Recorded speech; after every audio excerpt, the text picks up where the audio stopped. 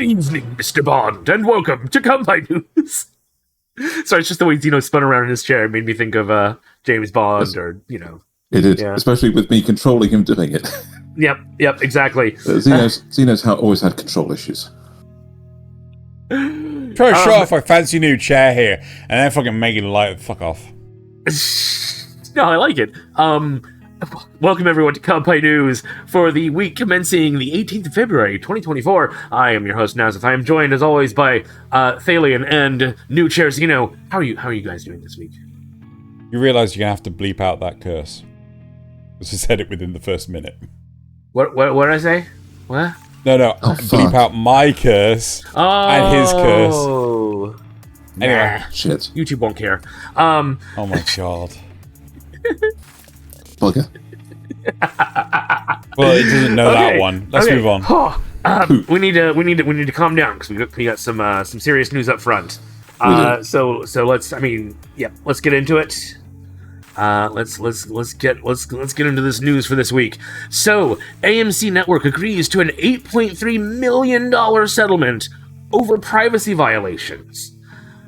And you're wondering how this relates to you? Well, you can see in the image, it's High Dive. AMC Networks has agreed to an $8.3 million settlement in a class action lawsuit over violations of the Video Privacy Protection Act, though it has not admitted any wrongdoing, which I think is I hate when they do that, but you know.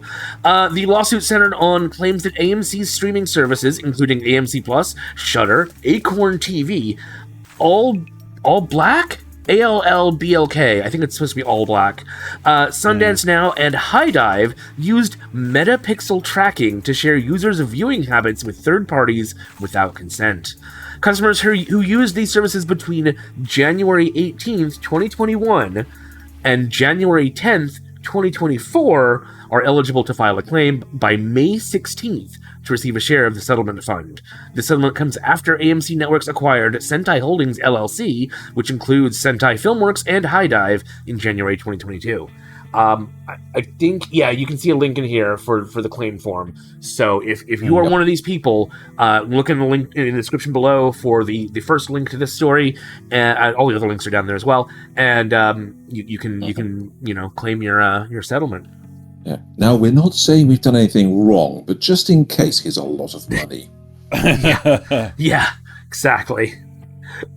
It's only 0.1% of our profits, but here's a lot of money. Yeah, 8.3 million is really a drop in the bucket. Anyway, it really is. Let's move on. So, remembering a legend, Yoshitaka Murayama passes away. Yoshitaka Murayama, the creative force behind the Suikoden series, has tragically passed on February 6th due to complications from an ongoing illness. At the time of his passing, Murayama was deeply involved in developing Eiyuden Chronicle 100 Heroes, a game considered a spiritual successor to Suikoden, serving as its scenario writer and game designer. His studio, Rabbit and Bear Studios, confirmed that while his scenario work for the game is complete, Murayama will sadly never witness the game's reception among fans. The studio pledges to honour this legacy and vision for the game, which is set for release on April 23rd across multiple platforms. The Kickstarter campaign for Eiyuden Chronicle became the third most funded game on the platform, raising over 481 million yen, or about $4.6 million US. Nice. So yeah, that is the Suikoden series. I know. Yeah, I know a lot of people love Suikoden. I've never played it. I don't even really know what it's about, but I know a lot of people have played it. So, there's big campaigning for that thing, and I think in his honour, there's going to be even more support for it. It is a shame he'll never see, how it's received, but at least that legacy will be there. Right, on to the next story. Maybe I don't want to. Huh? No, I'm joking. Well, right, A-Kon 33. Shut up! A-Kon 33 faces postponement amid financial challenges. Texas's A-Kon, America's longest-running anime convention, has announced the postponement of its 33rd event. Originally scheduled after its last gathering in June 2023, the convention's organizers cited several reasons for the delay, including the lingering financial repercussions of the pandemic and specific hurdles unique to A-Kon. The convention had established a board of investors during the pandemic to remain solvent, but recent funding delays and postponed state subsidies. Postponed state subsidies. Have stymied. What the hell? What stymied? What was? It's like they've been blocked. They've been Okay. lost in It's a maze of red tape. Stumbling block as a stymie. Okay. Yeah. All right. Stymied their ability to finalize revenue agreements, update their website, sign talent, and proceed with event planning. Procure, Jesus Christ.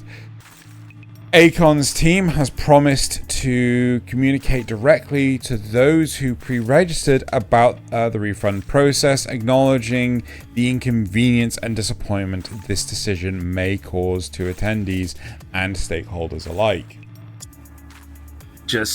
More reason to think that the convention scene may slowly be dying. Again. Yep. And man, A-Kon has been around like forever. I've never been, but my brother has been several times in like the early 2000s. And always had a great time. Part of me wonders if they're just trying to be too big and they need to go simple again, like back to their roots. You know, so many of these places have to up the game every time. I mean, I can easily imagine though that there's plenty of places that just they turn around and they don't want to deal with convention goers.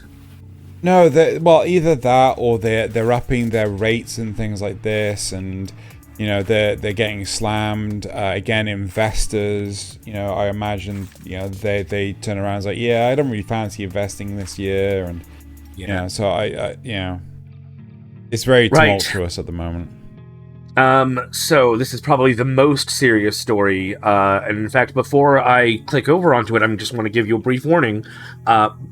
It involves someone unaliving themselves, and if you find this subject too disturbing, please skip to the next story. I promise it's not so bad. With that said, let's go ahead and click over here. NTV's apology over manga creator's tragic departure. So NTV has issued an apology and is conducting an internal investigation following the tragic passing of Hinako Ashihara, the creator of Sexy Tanaka-san, who was found deceased in an apparent self-unalive at the age of 50. I'm sorry for the terminology, but you know how YouTube is. Ashihara had previously expressed dissatisfaction with the live-action adaptation of her manga, noting that it failed to remain faithful to her original work, which led to a significant distress. Despite her efforts to adjust the scripts for the series' final episode, her untimely end has left the manga unfinished. Shogakukan announced that Sexy Tanaka-san will not be continued, marking a sorrowful end to Ashihara's illustrious career as a manga creator. That really sucks. Yeah. I see. We have enough trouble with the fact that we are fans of something and see unfaithful recreations of it. Yeah, I can only imagine the stress that goes into it. Yeah. They actually created it. So, wow. Yeah. Right. Let's move swiftly on to something much nicer. This is right onto the palate cleanse on this one. Japan's favorite Super Sentai Red Ranger unveiled in a new poll. A recent poll among 30-year-olds in Japan has crowned Red Turbo from the 1989 series Kosoku Sentai Turbo Ranger as their favorite Red Ranger, leading with 36 votes. Close behind was the Gokai Red from the 2011 series Kosoku Sentai Go Kaiga, garnering 32 votes. The poll conducted by the site NLab from the November 12th to the 18th was announced on February 6th. Kenta Sato, the actor behind Red Turbo, expressed his happiness and gratitude for the first place finish, along with some humorous skepticism towards such polls. The competition was stiff, considering the late 1980s to mid-1990s era had many memorable Red Rangers. Yeah, I on the one hand, I that's cool. On the other hand, 36 and 32 votes. How many votes were in this poll? No, it says leading with 36. Oh, so out of however many votes there were, he led. He got 32. By 36. He got 36 ahead. over the other. Yeah. Right. Okay. All right. That makes much more sense. That's I've never watched any of the ones that they mentioned. Kind of feel bad about that. I remember Power Rangers Turbo from the British version, or the American version, as it were. So I don't know. I'm guessing they kept all the action scenes and the actors from those, but then just put in their own actors for the main part of it. That's typical. Yep. Yep. All right. Right, Cosplay Extravaganza returns to Osaka after a 5-year hiatus due to the COVID-19 pandemic. Japan's most significant cosplay event, the Nipponbashi Street Festa, is making a comeback. Scheduled for May 12th, 2024, the event is celebrating Osaka's Den town, akin to Tokyo's Akihabara, known for its rich anime, game, and manga culture. Historically attracting over 200,000 attendees, this outdoor parade promises to reignite the passion for cosplay in the heart of Osaka. In 2020, the 2020 edition was the second cancellation in its history, and the first being in 2011. After the Tohoku quake and tsunami. Wow, that's incredible. 200,000, and also in May, when I imagine temperatures are getting pretty spicy. Oh, yes. Yep, yep. But that's when you want to get outside in the fresh air. I mean, hopefully they have a nice ocean breeze in Japan most times, I would think. I would hope. Well, maybe. Okay, I will put the modifier on that, Xeno, because of course it's going to be warm enough, right? But it's also not going to be too warm for people in heavy costumes. Yeah. So you got that nice balance, which I think is a really good time of year for that. Right, so Ghibli Park celebrates a new attraction with an enchanting ad. Ghibli Park has unveiled a captivating 15-second anime advertisement for Ghibli Park heralding the opening of the Valley of Witches area on March 16th.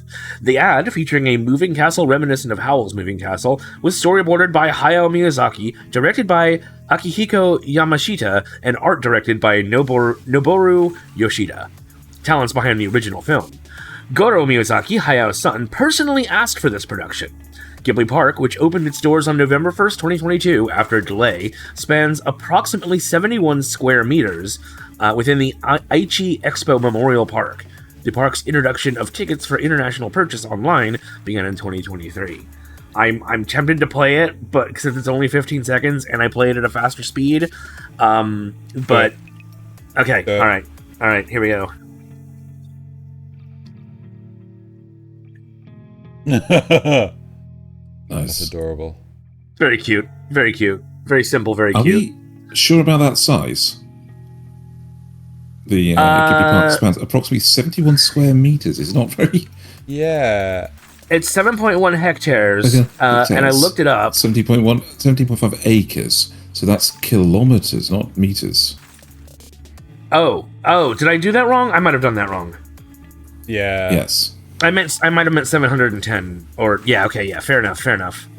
Okay. I might have converted wrong. I apologize. Anyway, all right, yeah. Just checking. There you go. But this is just more evidence to the idea that Americans will use literally anything rather than the metric system.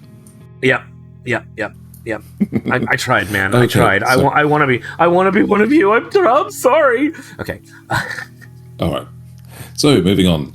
Demon Slayer's new adventure, board game style. In an exciting update for fans, Sega has unveiled a new trailer for Demon Slayer Kimetsu no Yaiba Sweep the Board, a board game style video game for the Nintendo Switch, set to launch in the Americas and Europe on April 24th. The game introduces players to a unique blend of core gameplay and minigames, featuring the innovative Demon Slayer dice tied to each character. Up to 4 players can engage in this game, both online and offline, choosing from 12 playable characters, including Tanjiro, Zenitsu, Inosuke, and the 9 Hashira, with Nezuko serving as a support. The game also incorporates a day and night mechanic that alters each board's spaces, adding layers of strategy and excitement. It's very clearly Mario Party. It's just Mario Party. Yeah. It's just Mario Party. The slapping Tanjiro awake one. That's a good one. Yep. Yeah, I mean, I'm not saying that's a bad thing that it's just Mario Party, but it is just Mario Party. Yes, it is. But Inosuke breaking his sword minigame. What the? Yeah. Right. Moving on. Next gen gaming Next gen gaming on the horizon. Nintendo's Switch successor set for early 2025 launch. Nintendo has announced that the highly anticipated successor to the Nintendo Switch console. That's not right. Hang on, Nintendo didn't do that. I missed that when I was editing the story down. No, Nintendo. The announcement has been made, but not by Nintendo. Sorry. Who's it been made by? So go ahead and start here. This news came from. Okay, right. So this news comes from Brazilian journalist Pedro Enrique Lutilipe. That's how you pronounce it? Okay, fine. Who cited 5 sources in his report. The outlets Video Game Chronicle, Eurogamer, and Bloomberg quickly followed suit, citing their own corroborating sources. In May 2023, Bloomberg had also announced that Sharp was working closely with an unnamed game company to supply LCD screens for its upcoming console. Furthermore, in a survey of 3,000 developers performed by the game development, 8% stated that they are already developing games for the Switch successor. I think I missed a word there. Game Developers Conference. Sorry, Game Developers Conference. But there you go. Good job. Development Conference. Right. While Nintendo has not officially commented on the specifics of the new console, the gaming community is abuzz with speculation, and we have made it worse with the first sentence of this statement. Yes, I'm so sorry. We have. The Nintendo Switch launched. Do that? Get online and spread misinformation. Yeah. The Nintendo Switch launched in March 2017 and has sold over 139.36 million units as of December 31st, making it one of the best-selling consoles of all time. I wonder what the best-selling is. This upcoming launch... Shut up, PC. This upcoming launch is eagerly awaited by fans and developers alike, with 8% of the game developers already working on titles for the new platform. Well, that's redundant, but sure. Man, I messed up on this one bad. Well, I mean, I know that Activision has turned around and said that they're working on games for this new platform, but the big thing about it was they were apparently working on these games for years, and the technology's changed like each year, sort of thing. So I wouldn't be surprised if the 2025 thing is just like, no, we're still not ready. We don't like it. So come back next time. I mean, the fact that so many of them have cited corroborated sources gives me a little bit more hope that this is legit. But we'll see. We'll see. Well, I mean, where's the fucking rush? The Switch is still golden. Oh, yeah. No kidding. Yeah. Right, so our final story. It's time for this week's anime and manga again. For some new, let's look out for some new finds and favorites, or some terrible ones. You'll never know. This week's North American manga, anime and manga releases feature a mix of eagerly anticipated titles. Highlights include My Life as Inuki-san's Dog and Spy Family anime, with Spy Family Season 1 Part 2 Blue Disc or DVD listed at $69.98. Oh, geez, $70. And it's limited edition at $90.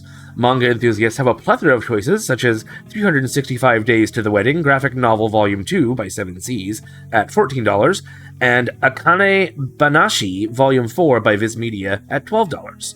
Additionally, a notable digital manga releases and print novel releases The Death Mage Volume 4 at $16, alongside video game releases like Dragon Quest Builders by Square Enix at $30. Further enrich the week's entertainment options. This story was a bit weird, worded a bit weirdly, but I didn't really go over it too closely after the other one. But it's giving up on that one. It's crazy to think that they're charging $70 for season 1, part 2 of Spy Family. Yeah. That does seem a bit much. Yeah, considering like I've bought entire seasons before for like $30. I don't know, a fifth of that price. Yeah. Yeah. Mm-hmm. Yeah. Anyway. When do you bought them at all? Wow. Well, subscription services, they're so good and everything. Shut up, Thaylien. That's true. Right, let's move on, because we have some facts and rumors this week. Brought to you by Xenogelion, as always. No, this is the Kanpai News intern. That's right. Oh, yes, the Kanpai News intern, yes. A.K.A. ChatGPT. Shut up. Right, Thaylien, would you take us off, please? We do need it. We do. Factual rumors, we are getting an actual Kanpai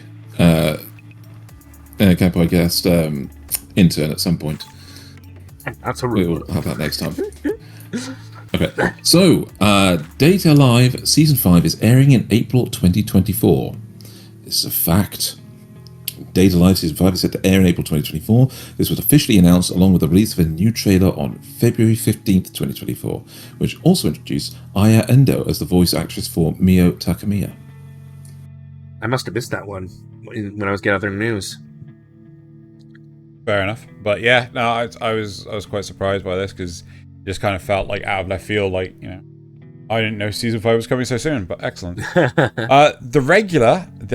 Irregular at Magic High School Season 3 is airing April 2024. And this is also a fact. Will you put that down? The Irregular at Magic High School Season 3 is set to air April 2024.